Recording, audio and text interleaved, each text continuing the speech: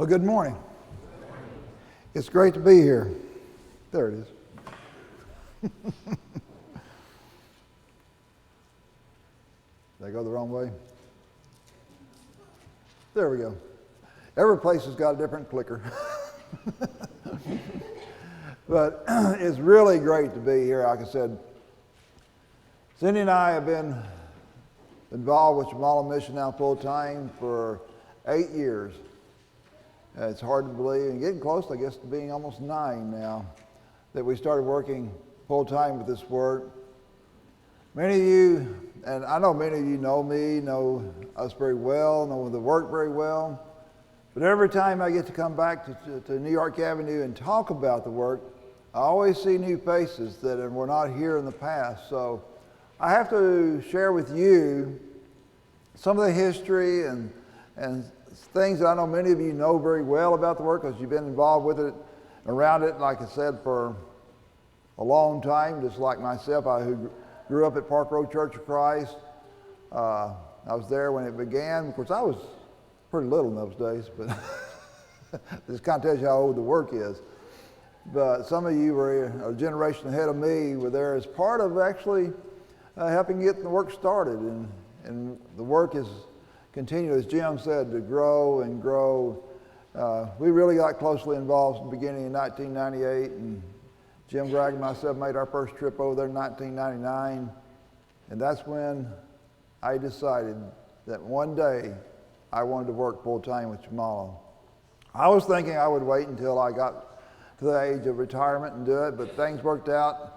You know how God works in mysterious ways sometimes. Things worked out where it was able for us to be able to join the work full-time beginning in January 2007, and so we've been doing that ever since.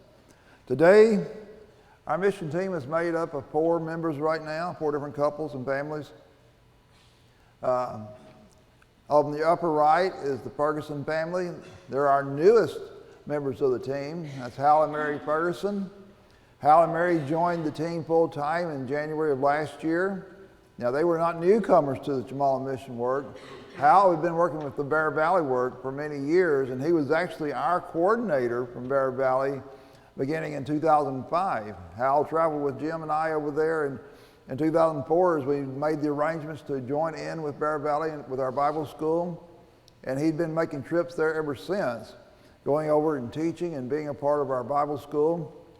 And him and Mary had been full-time missionaries in the early 2000s in Arusha. And they have always had a heart for mission work.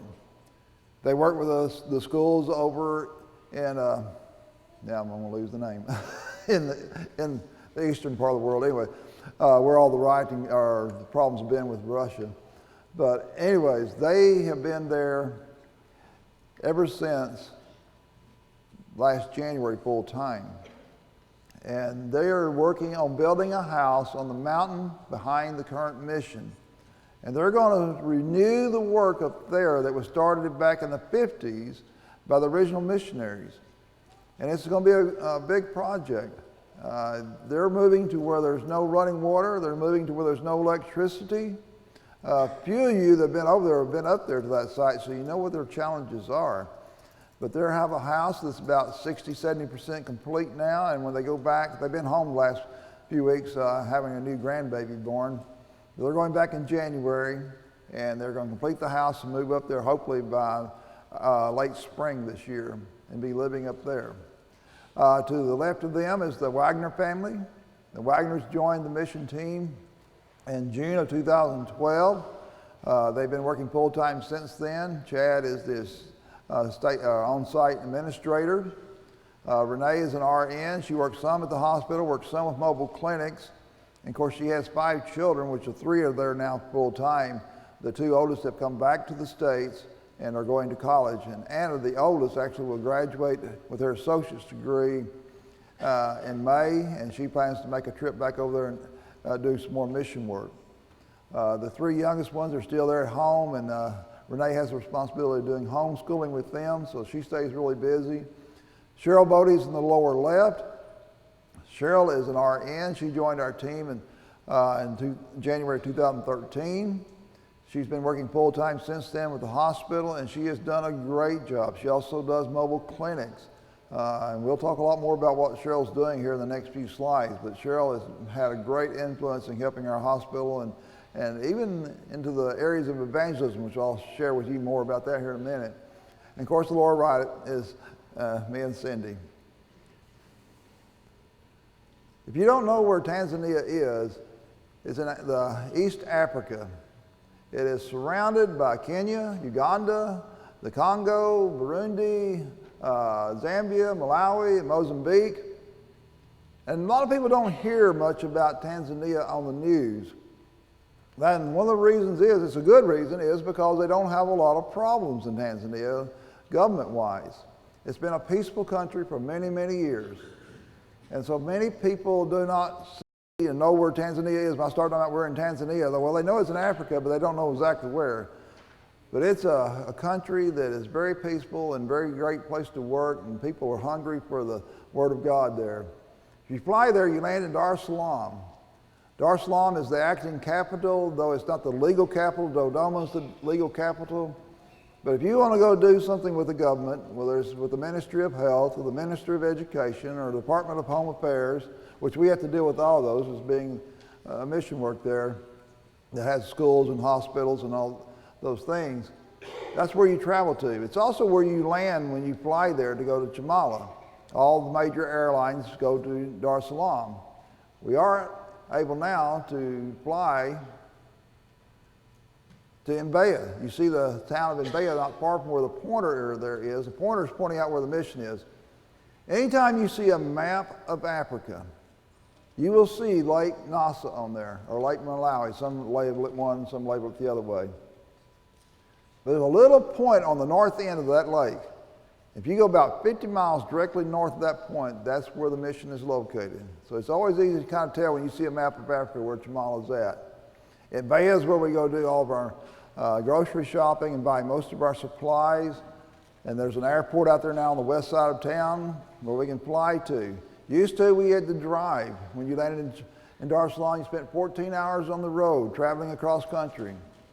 Didn't used to be 14 hours, it used to be more like 12 or 11 or 10. But as they've improved the highway, they put speed bumps in every town, put speed limits up in every little village, and gave policemen radar guns to stand there to give you tickets if you sped. So now you have to drive slow across the country for a lot of it. And it means it takes 14 hours. It's 470 miles from Dar es Salaam to Chimala. It's a pretty long trip. So now that we can fly, it's great. Now we do miss seeing the animals that we used to see all the time going through the country. Tanzania is a beautiful place with lots of different types of landscape. Everything from the tropical of the east to the bush areas to the mountainous areas and lots of wildlife you get to see going across. And Cindy complains all the time that she doesn't get to see that anymore, but I remind her how bad her back used to hurt after we drove across the country. The main reason we're in Tanzania is for the people. There's 51 million people now, according to the latest projections. Now, the last census a few years ago was 45 million, but I got online the other day, because somebody had told me it was up to 51, and sure enough, that's what it's saying online.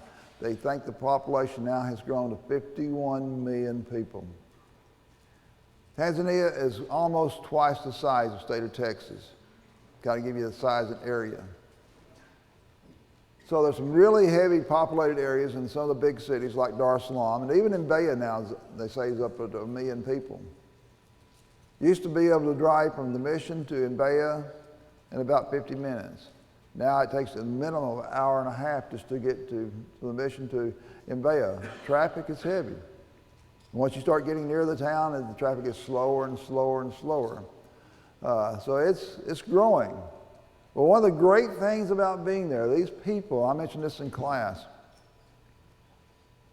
they hunger and thirst for the Word of God. When I got to go there in '99 with Jim, we got asked to go out and do a little house to house. And I was so surprised how you could walk up to a house and go, "Hoodie," and people would go, "Karibu," And you would ask them if they'd be willing to study the Bible, and how many times, and almost every time, somebody would say, well, yes, good deal.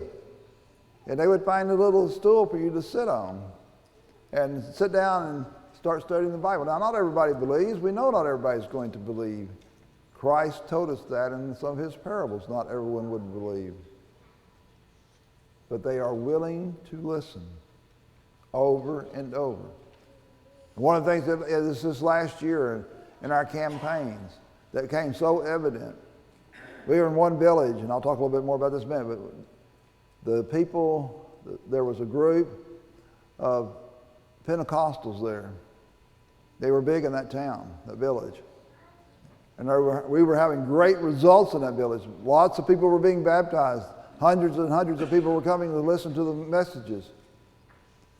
And so some of the local leaders there in the other churches got together and said, we want to get these guys kicked out. They went to and the people came forth and said, no. They teach from the Bible. They teach the truth. And that is what encourages me to want to be a part of this work. They recognize the truth. If you can open the Bible and show it to them, they're willing to listen. They really, take the Bible as the final authority. And that's what is so great about being in Tanzania.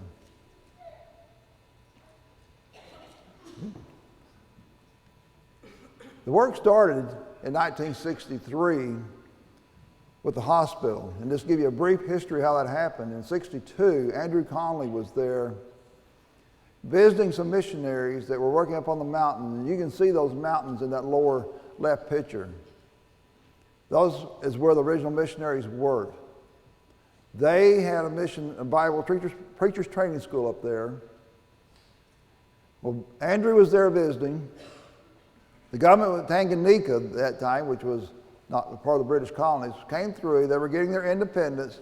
And they told the missionaries, if you want to continue to be here in our country, you're going to have to be doing something beneficial for our country to stay.